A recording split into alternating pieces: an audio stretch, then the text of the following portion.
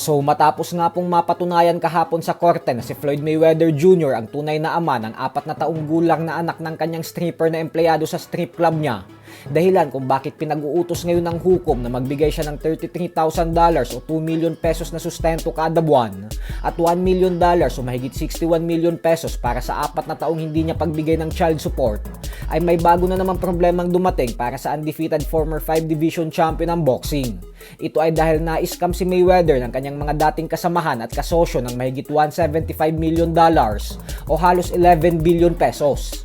Nagsampa na si Mayweather kanina lamang ng kaso kaugnay sa pagkaka-scam sa kanya, kung saan naloko umano siya gamit ang mga modus patungkol sa mga alahas, wire transfers, pondo para sa real estate at mga dokumento at transaksyon sa mga pribadong eroplano.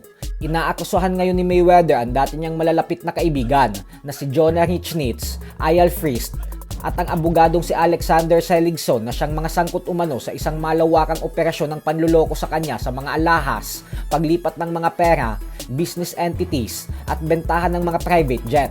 Batay sa reklamo ni Mayweather ay sinabi nitong nakuha ng mga binanggit niyang pangalan ang kanyang tiwala nang dahil sa ilang taong pagsasama-sama nila. At kalaunan ay nasangkot na sa kanyang mga usaping pinansyal na konektado sa bangko, properties at mga investments. Ayon kay Floyd ay ginamit daw ng mga taong ito ang kanyang pangalan upang ilipat ang mga pera at properties niya sa ibang pangalan nang walang pahintulot sa kanya. Ang pinakamalaking pera umano na nabudol sa kanya ng mga ito ay patungkol sa mga alahas na umabot sa $100 million na siyang hindi pa niya nababayaran sa ngayon nang dahil sa kinuha ng mga ito ang pera.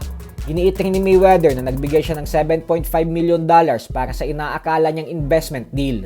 Subalit hindi umano natuloy ang kasunduan at bigla na lamang nawala ang pera niya. Nakasaad din sa reklamo ni Mayweather ang halagang $15 million na konektado sa isang property settlement na nailipat ng walang pahintulot sa kanya. Isa pang aligasyon ay tungkol naman sa kanyang private jet na hindi niya daw namalaya na nakapirma siya sa mga dokumentong naglipat ng pagmamay-ari ng nasabing eroplano habang blanco pa umano ang buyer section.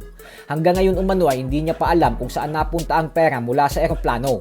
Dahil sa lahat ng ito ay humihingi ngayon si Mayweather ng hindi bababa sa $175 million bilang danyos, kasama na ang mga damages na naidulot sa kanya.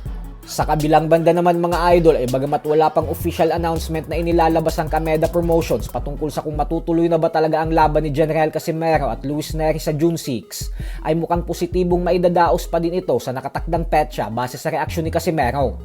Ito po ay dahil nag-post na si Casimero sa kanyang official Facebook page kahapon na papunta na daw siya sa Japan ngayong linggo at na-excited na daw siya para sa hinaharap. Kaya magandang balita po ito para sa ating mga Pinoy boxing fans.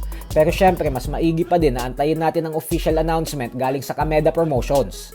Tandaan po natin na hanggang ngayong araw lang ang ibinigay na deadline ng Japan Boxing Commission sa Kameda Promotions upang kumpirmahin kung matutuloy ba ang laban o hindi. Dahil kapag hindi umano ito matuloy, ay sususpendihin nila ang lisensya ni Koki Kameda bilang promoter.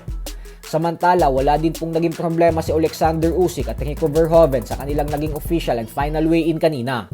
Kaya naman tuloy na ang kanilang sagupaan bukas sa Egypt. Bukod dyan ay dito rin ginanap ang first official face-off ng Mexican superstar Canelo Alvarez at ng current undefeated WBC middleweight world champion Christian Mbili para sa kanilang laban na siyang nakatakdang ganapin sa September 12. Target agad ni Canelo maging world champion ulit matapos ang masaklap na pagkatalong nalasap niya sa kamay ni Terence Crawford.